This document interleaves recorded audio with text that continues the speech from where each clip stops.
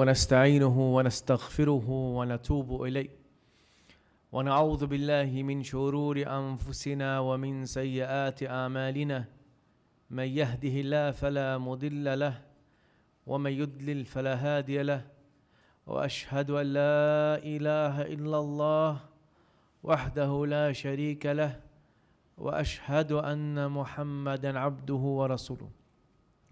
قال الله تعالى بعد أعوذ بالله من الشيطان الرجيم يا أيها الذين آمنوا اتقوا الله حق تقاته ولا تموتن إلا وأنتم مسلمون ثم ما بعد.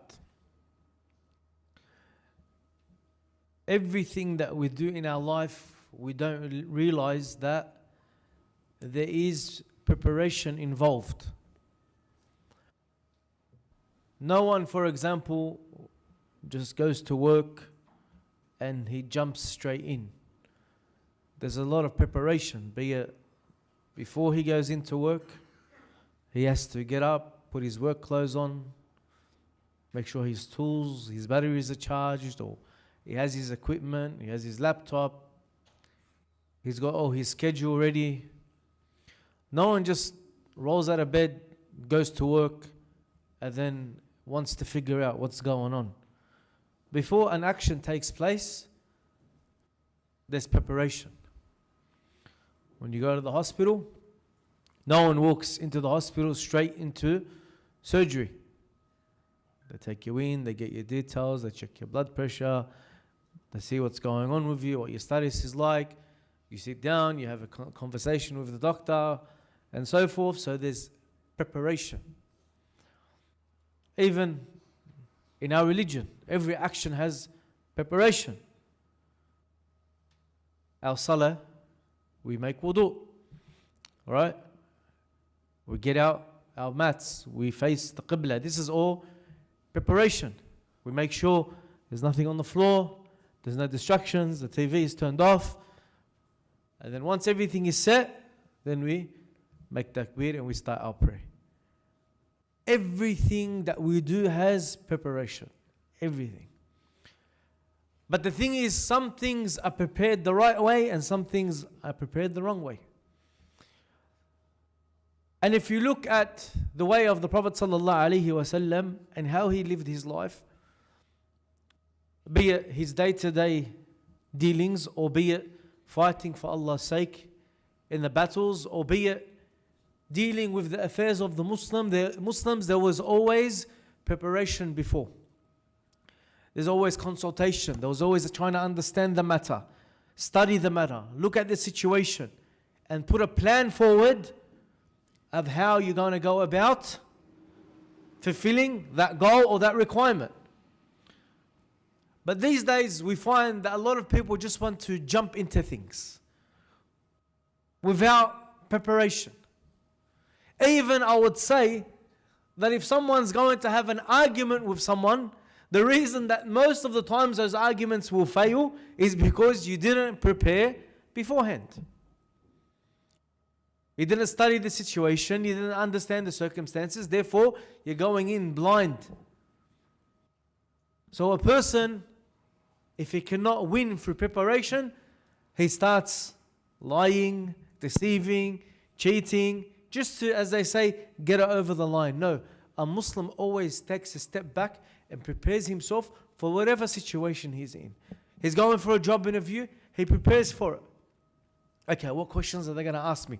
Make sure my hair is fixed up. Make sure my clothes are nice iron, presentation. Right? Make sure that I know what I'm talking about. Make sure my teeth are clean. A person prepares himself. But these days we're finding people really are failing in this preparation. On every levels. Brother wants to go ask for a hand for a sister. It failed. Why? Because he failed to prepare. And as the saying goes, that those that fail to prepare to fail.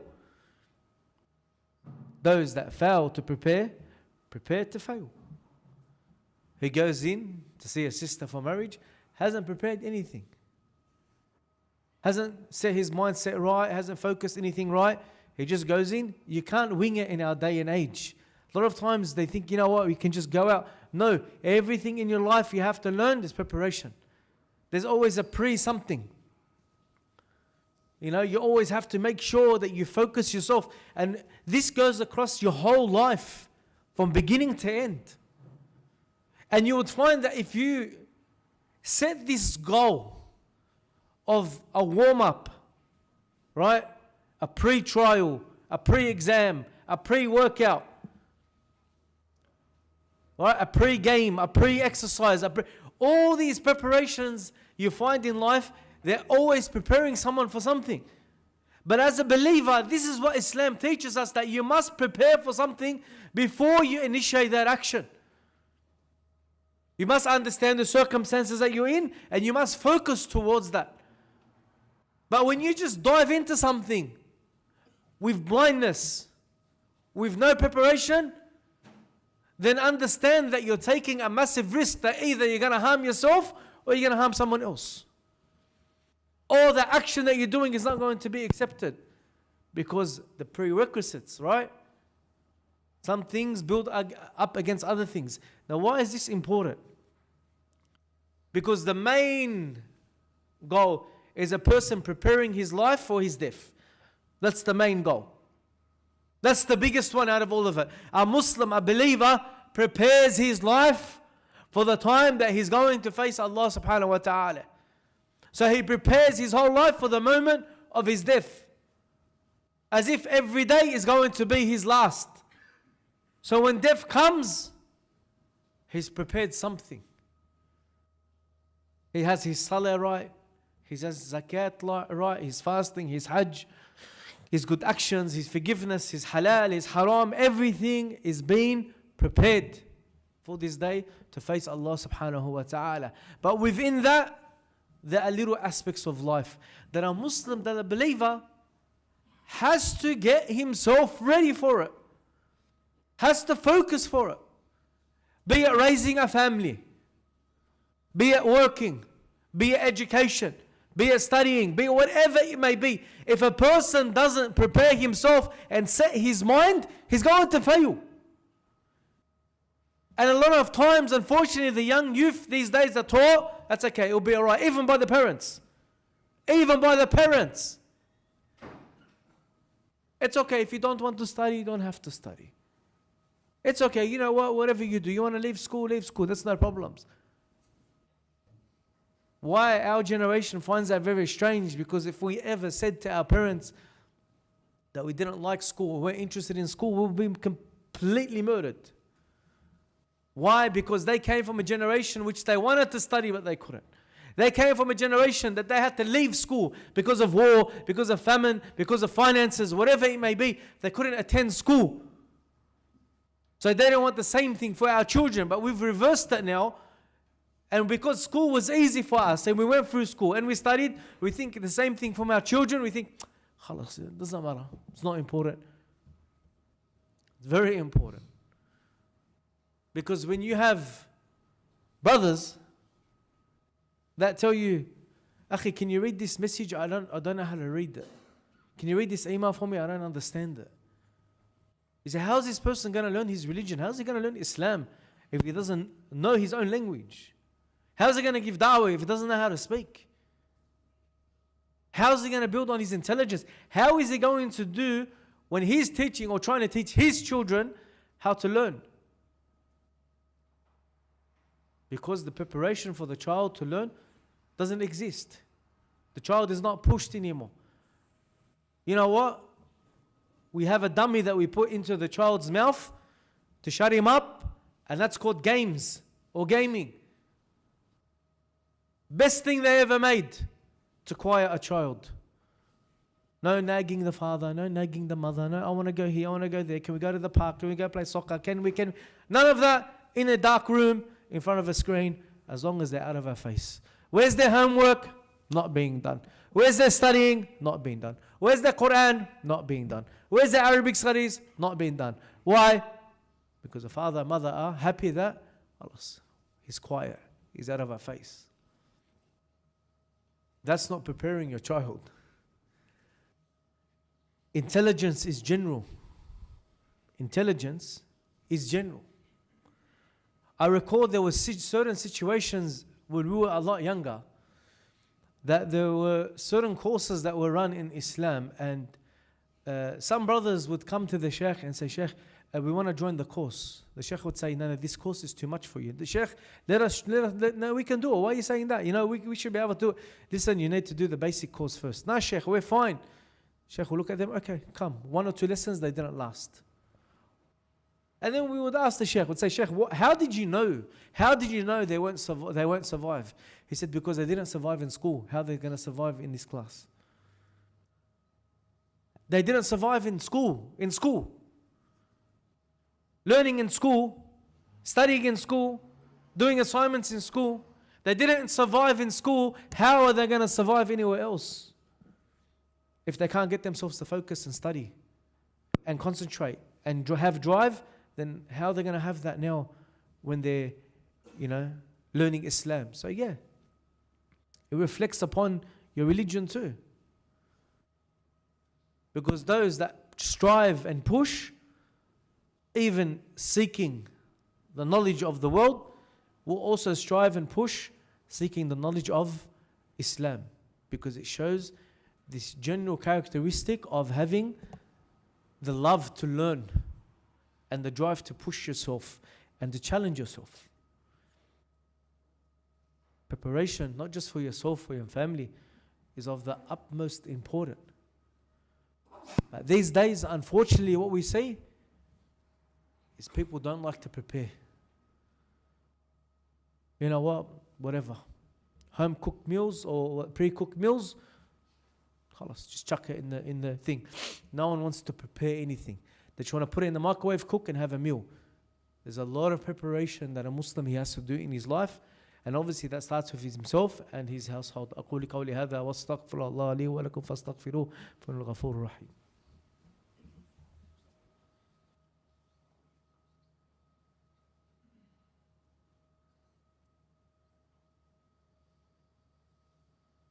إن الحمد لله والصلاة والسلام على رسول الله.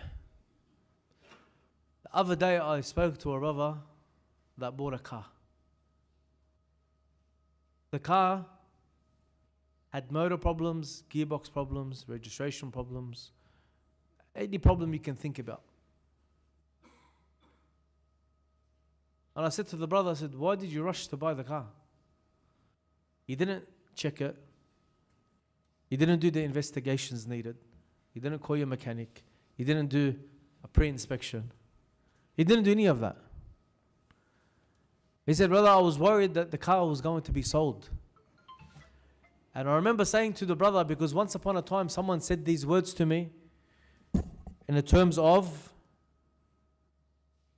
when I wanted to purchase something. He said to me, that's not the only item in the world, there's 100 of them.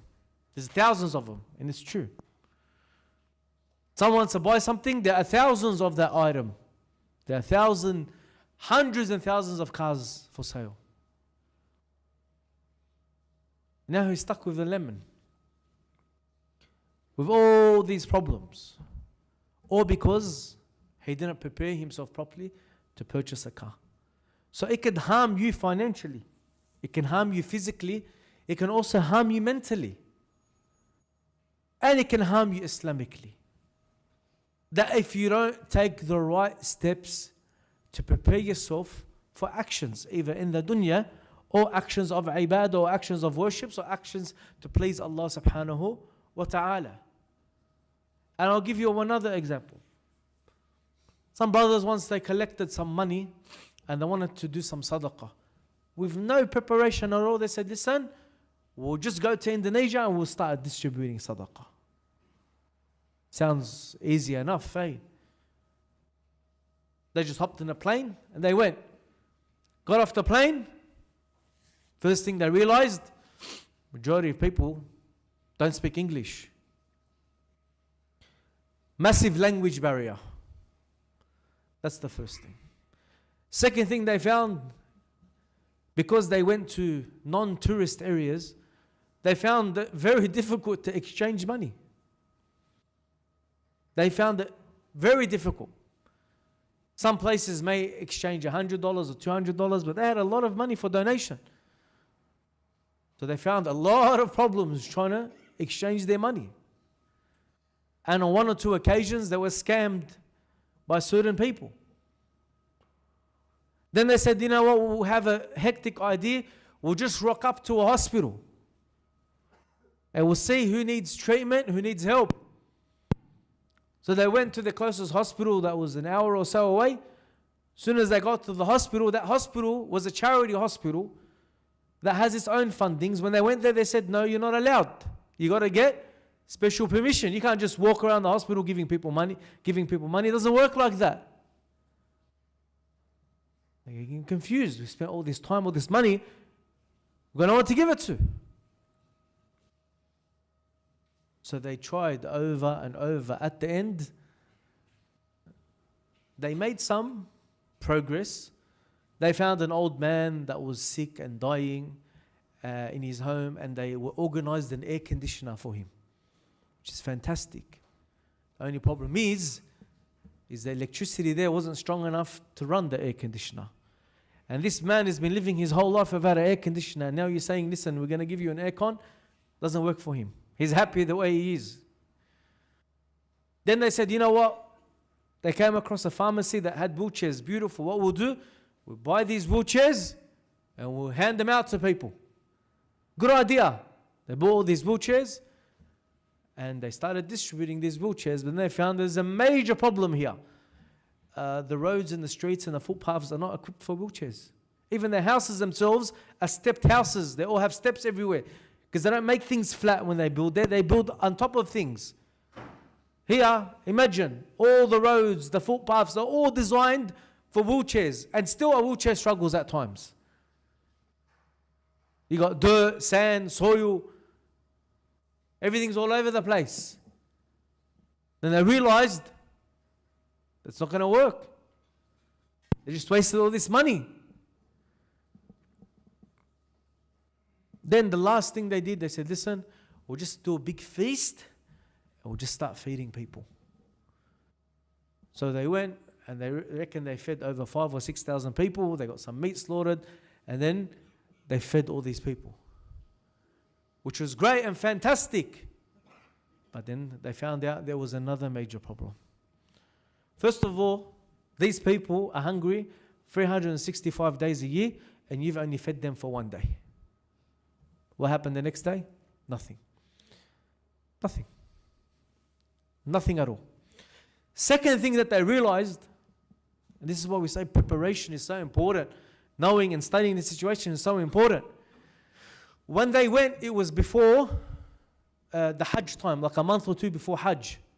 And because they bought all the sheep and goat from the local abattoir, when it came down for the time for Hajj, when the people wanted to do Qurban or there was nothing left. There were no sheep and there were no goat left. So what happened to those couple of goats, a couple of sheep that were available? They pretty much tripled in price. So they put a burden on people in their finances. The other thing they didn't realize is when they had stuff prepared for those that live in those type of third world countries, they can make a goat, one goat maybe feed 200 people by mixing it with rice, make it into a soup, right? Doing little dishes that can sort of expand, right? Soup, you can always make more. Rice, you can always add more. They have certain techniques that they can utilize every portion of that. And what they realized is they were just giving pieces, where that one piece could have been spread out to feed multiple people. So they realized something from that trip. If you don't prepare, even you have good intentions, you want to do good, you actually first of all cause harm, waste of money, and no benefit. No benefit at all. It's like someone that has a bit of back pain, he goes for a massage, and that back pain is cured for an hour. After that, the pain is back. There was no ongoing sustenance or provisions for anyone. No sadaqah jariyah. It was just like a one-off. And like we said, it could have caused harm. This is why we say preparation is very important in your life. This is just an example. That if a person, he doesn't prepare properly, unfortunately, he can cause harm and he can cause failure.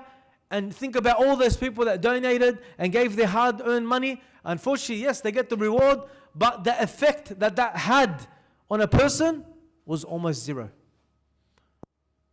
Was almost zero. Why? Because people thought that they can do something without preparation, proper understanding, proper knowledge. And preparation is research, understanding, analyzing, studying the situation.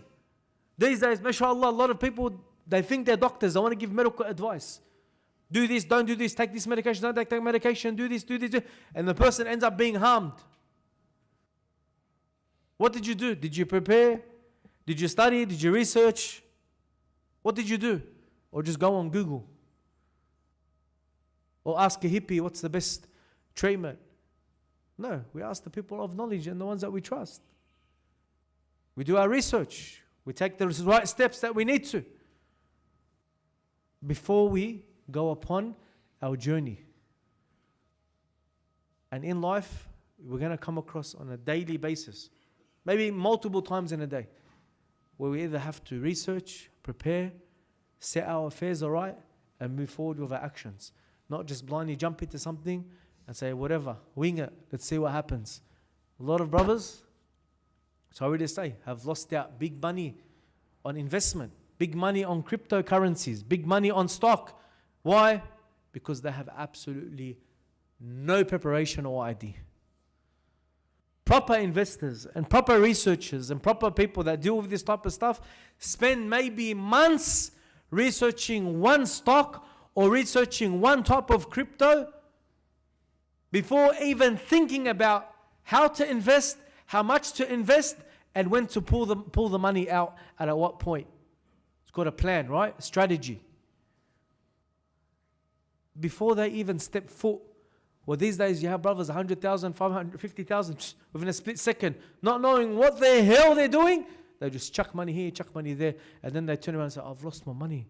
I've lost everything. Well, your fault. You didn't prepare yourself. Well, people in that field will spend months, maybe years in preparation for their investments, and you within a split second without no preparation or research, you jump into something. Why? You failed to prepare. Therefore, prepare yourself for failure. That's what I said. This extends into so many little avenues in your life. Person always prepares himself, sets his mindset right, does his research before making a decision. And we also mentioned that this was the way of Rasulullah sallallahu alaihi wasallam and the way of the companions, that they'll always prepare, do their research, analyze, research them